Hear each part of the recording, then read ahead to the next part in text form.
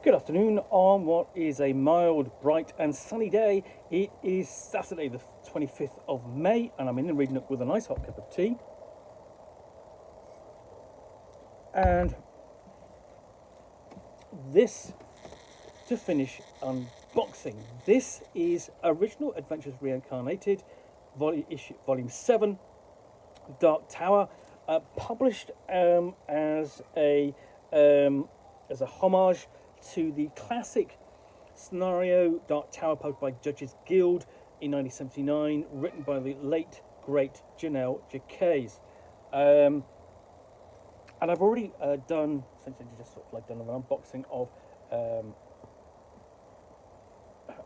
one of the books in here because I'm doing this book by book. So this book is the classic adventure itself with some lovely historical notes and details in the front. Reprints the whole of the adventure in its entirety as it was for essentially what was essentially this kind of hybrid between Dungeons and Dragons first Advanced Dungeons and Dragons first edition and sort of Dungeons and Dragons basics sort of thing. And it's really, really lovely book. The next one is the longer one. This then is Dark Tower, 5th edition of Conversion and Classic Homage, Volume 2 of a 3-volume set by Jennell Jaquays written by Jennell Jaquays with Chris Hoyle. So, an ancient evil has become rooted in the once peaceful village of Mitchell's Fist. Thus, the Sleepy Mountain hamlet has become a focal point for mysterious disappearances and whispered tales of what lurks beneath the village. Would any group of heroes dare investigate the rumours, seek to right ancient wrongs, or even attempt to clash against the dark forces of a god? This is no quest for the weak of faith or strength. Below the cellars of Mitchell's Fist are dungeons with foul enemies and cursed followers, but also strange allies and holy relics ready for discovery in the final battle against the forces of unspeakable evil. Herein you will find a full 5th edition rules conversion of all 4 dungeon levels, along with the White Tower of Mitra and the Dark Tower of Set, plus the village of Mitchell's Fist. This special tome also includes brand new adventure material, adding new wilderness encounters, adventure sites, and 5th edition rules conversions of non-player characters, magic items, monsters, and spells. This is an entire mega dungeon forming a campaign with many hours of classic style, old school adventure.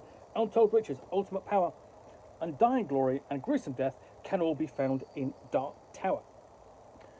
Dark Tower's reputation is such that it actually made a list of the 30th greatest dungeons published 20 years ago in Dungeon Magazine. All the others were from TSR. And there's a discussion of why in this book, which is one reason why I really liked that one, but let's have a look at this one.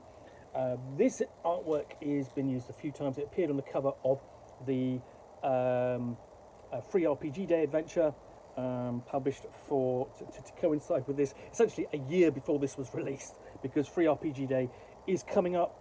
That's next month, and I'll be covering that as very much as best I can. So we've got to open up with some fantastic artwork. This is all also included on the scenario, the extra scenario for the release for 5th edition. I'll do an unboxing of that as part of the Dark Tower series that this is going to comprise, because I'm doing it book by book, release by release. And we have a nice piece of artwork there, and the little bit there I'm hiding my fingers. It's the code for the download, and that's been glued, basically stuck in. Then we've got an introduction to the campaign, the scenario, with notes for the game master.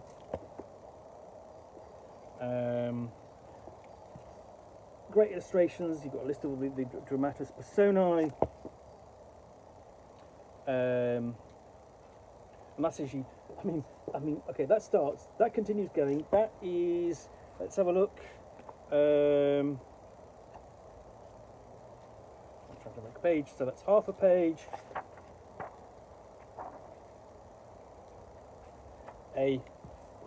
Two full pages and half a page again. So you've got basically 3 pages of NPCs and important details. You've got designing appropriate challenging encounters, total XP budgets for the the campaign, and that's adjusted so you can do it with, you know, 4, 5, or 6 characters. And then we move on to a history of the tower and its legends, and rumours you can throw into the path if you play characters. And then we move on to Dark Tower, the village of Mitra's Fist. We've got basically a better view of it there, and just details of it, so on. The caravan of which might well bring you the player characters there. An encounter on the way, bandits in the night, of course, and then a key to the village itself. And with the map redone, looking very much like the original. So if I just show you that, and then you can just flip back to this and just show you. I won't do this with all the maps, but you can see what I mean. There we go. So let's get back into this book.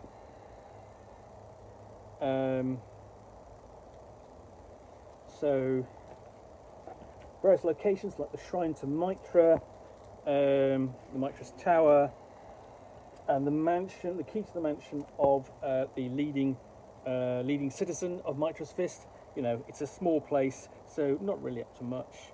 But here what will be discovered inside his mansion, what he's up to, what secrets he's hiding. Perhaps a chance for the player characters to relax before they delve into the towers and horrors below, and that's the Overlord's Inn. So we've got all this expanded detail.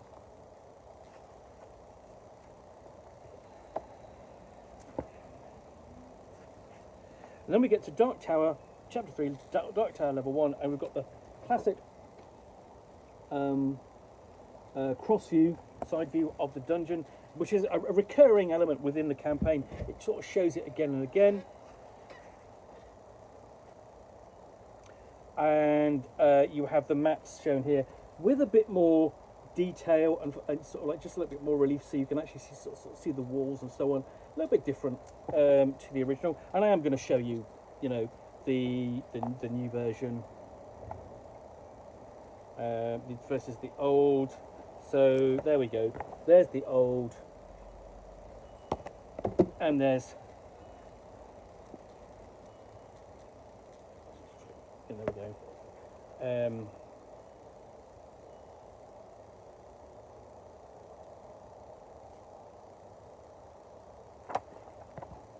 There's the new. We've got more artwork, so on, and new artwork. I mean, you know, it's basically just updating it, tidying up, giving it more detail, and expanding it. You know, fantastic new artwork like that. You know, what a bunch! What a bunch! Scurvy bunch there. There really is. You kind of go, you know, it's.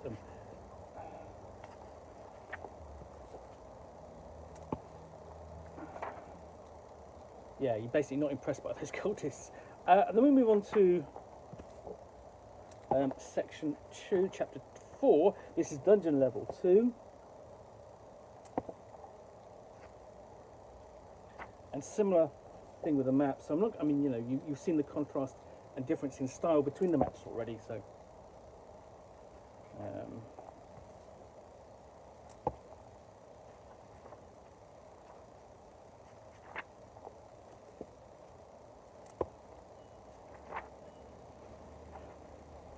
Move on to, we've got dungeon level 3.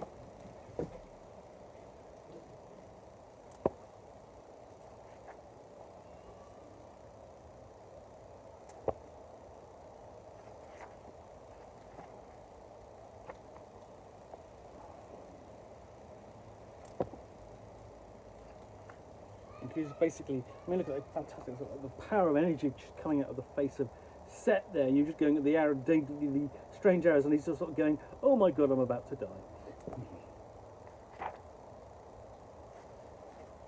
And then we've got Hafrung Whole Eyes, a powerful wizard. You've got details of his apartments, and then his full stats, and sort of like the various NPCs associated with him, including a an ape creature, and there you can see him reclining in his apartments. Dark Tower, chapter 6, level 4.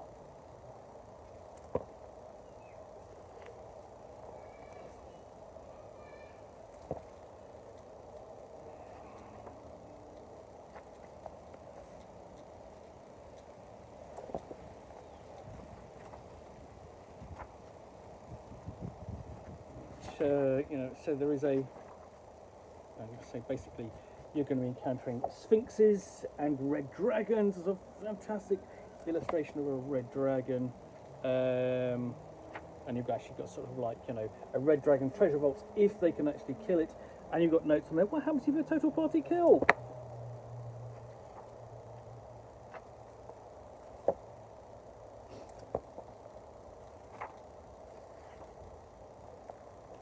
Accounts with the trolls, troll layer. And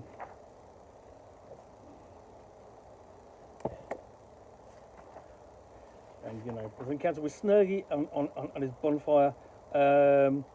Basically turning into a spit. He's basically he's got his hellhounds there, and looks like hopefully that's just a cow. Just as the body of a cow here, spit roasting. And then we get to the end, and I think that's a basically a parody of caricature of possibly of Joseph Goodman. I wouldn't put it past the artist to put that in. And then we get on to essentially, so you've got the 4 levels of the dungeon, but the thing is, if you have a look, if you go back to that cross section of the whole dungeon complex, you will see that running through the dungeons are a couple of towers. So yeah, you can see that there. You've got basically the Dungeon of Mitra, the sort of the Tower of Mitra and the Tower of Set opposing each other, and they're connected by the dungeons, and it makes for a fantastic kind of interlocking setup, complex. So with that, you get onto the White Tower of Mitra, and this is the forces of good in the scenario. They're the ones that are locked in battle with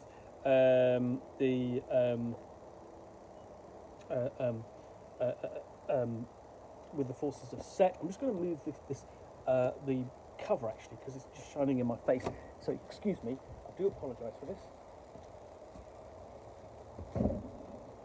So yeah, I'm really enjoying what I'm looking at so far. So hopefully that's going to block some of the sun on my face. Sorry about that. Let's carry on.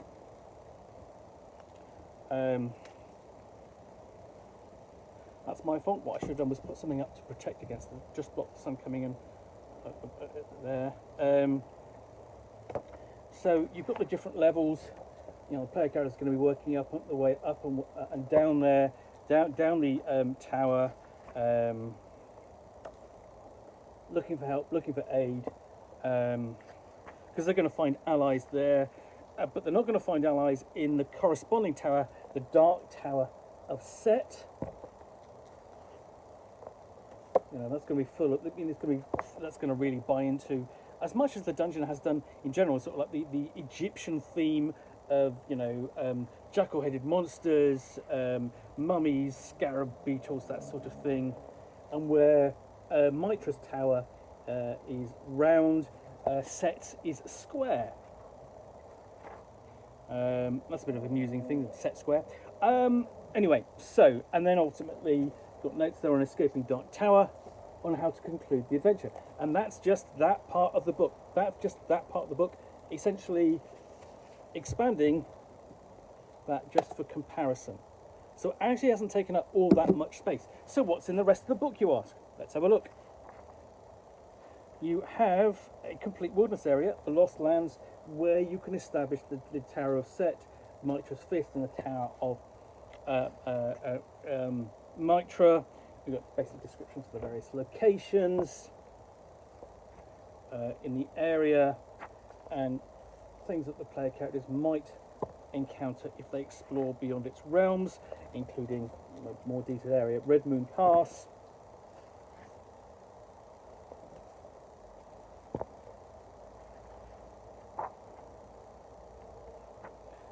So yeah, okay. So there, for example, we have. We just basically see. There we go. So there's more details on Red Moon's past. You've got a better map of it. Miniatures fist there at the centre, and you know that, and then more illustrations of the surrounding regions with its heavy ancient Egyptian theming. And another location is basically that's the Dark Tower Vale of Sovereigns. Basically a tomb area to be explored and possibly plundered and perhaps learn at. That's the tomb of Bastet. A nice little encounter there, mini dungeon. And we've got tomb of Sos of Esek.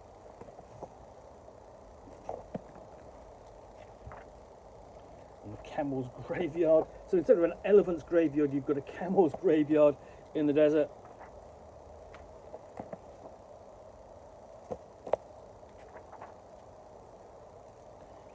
And that expands the area, and then we come on to basically the creature there. Let's have a look. Can't see what that is. And then we've got next section is the secrets of the Sphinx. Side view, so you can essentially do a great exploration of Sphinx, including encountering a sand monster. Quite reminiscent, sort of like of you know, the Sphinx in Egypt. There's nothing inside it, you know, that we know about, of course. You know, you think you might be able to get inside and explore it. It's begging to be turned into a dungeon. And we've even got a map of the region inside, so you can learn more about that for what it was like in ancient times.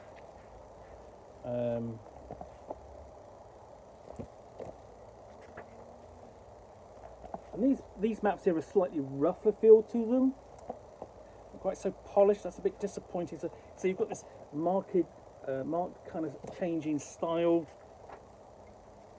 And then Appendix A for the Dark Tower. So essentially this is all the playable content. Appendix A, we've got pre-generated characters, and these are all going to be 7th and higher level. List of all the magic items and spells they come equipped with, and all the judge has to do is just well, in fact, the judge doesn't actually have to do anything really beyond just photocopying the contents, you know, or because he's got hold of this book, downloading the PDF and printing them out, ready to be played, or transferring them to a PDF which can be adjusted. We have new monsters like the Sons of Set, and the Chosen Sons of Set, including modifying them so that one chosen son of Set versus another chosen son of Set can never be the same. So that's individual monsters, amber golems, animated bronze statues, animated stone statues. So you've got extensive bestiary here. Black puddle, basalt wizard golem. And that's all we so far. We've only looked at the bees so far.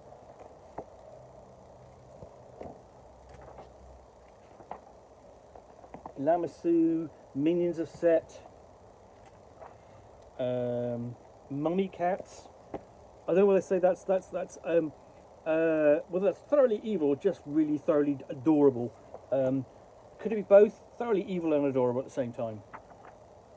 Evil adorable. No, that doesn't work. Okay. So lots of things. Swarm of mummified rats. So the other thing about this is actually, if you were running a Dungeon Crawl Classics Egyptian themed campaign, this will be great. And then Appendix C is NPCs. So Set versus Mitris, who've got details of all the clerics in both areas. New domains. So for Mitra, it's law, and then for Set, of course, it's Serpent. New class option, interesting, in an official book. Paladin, Oath of Mitra, and you can sort of become, you know, a line of Mitra. Got stats for an atypical one there as well. And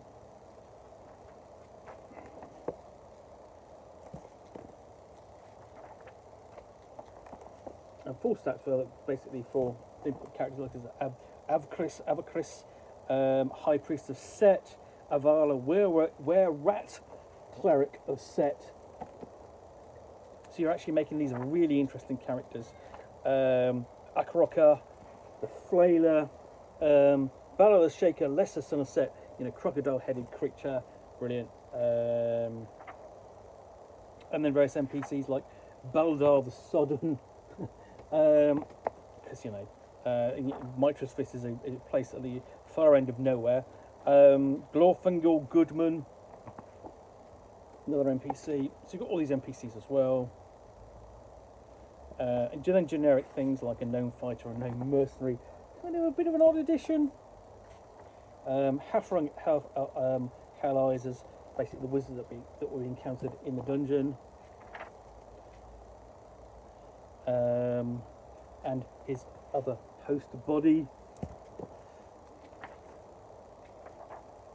So and then Hingist is of course a mimic, gets his own personality and stats. Again, love that. You know, it's not just the monster to kill, but it's actually become, the monster is a lot more interesting than just, you know, a victim. So all these NPCs,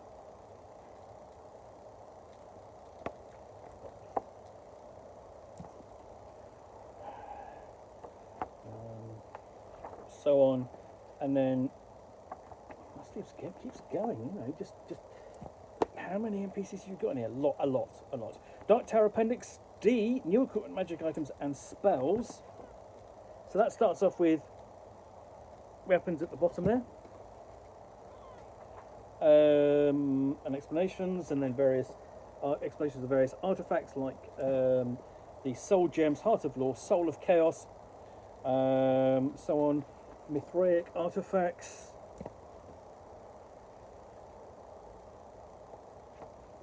And then in general, new magic items.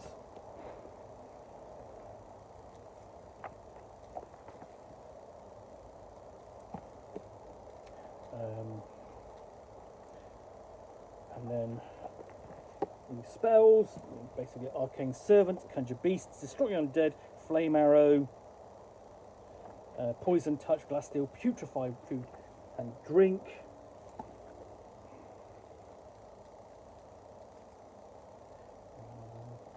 And then Appendix E, player handouts.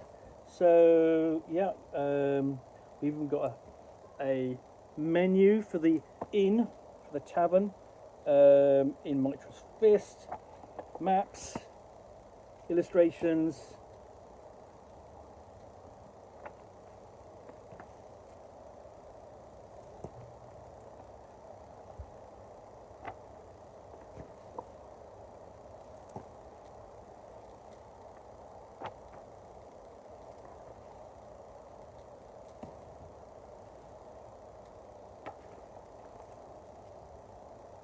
Basically, these little maps got a stick sketched on the wall.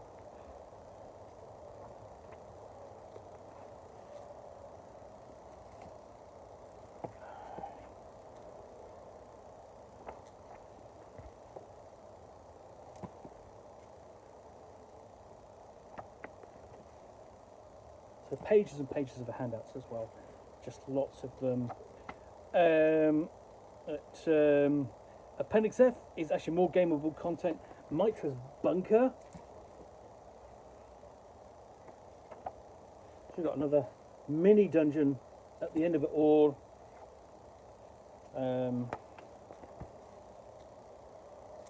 It's a huge amount of content in this. This will keep you going for months. Oh, you have Appendix G, 5th edition toolkit. And here's basically new monsters and things, character backgrounds, all you know, helping to adapt, you know, the setting and content to 5th edition. You know, backgrounds could be a Dune Stalker, Cactus Herder, so on, Busker, and so on. And then we've got sort of like new magic items down there.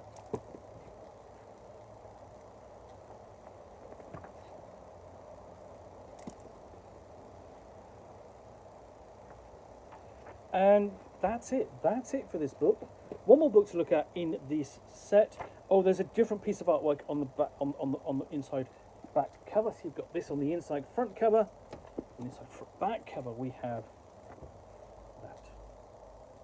So this is Dark Tower, a 5th edition conversion and classic homage to this scenario by Jennell Jaquays, originally published by Judges Guild, now published by Goodman Games.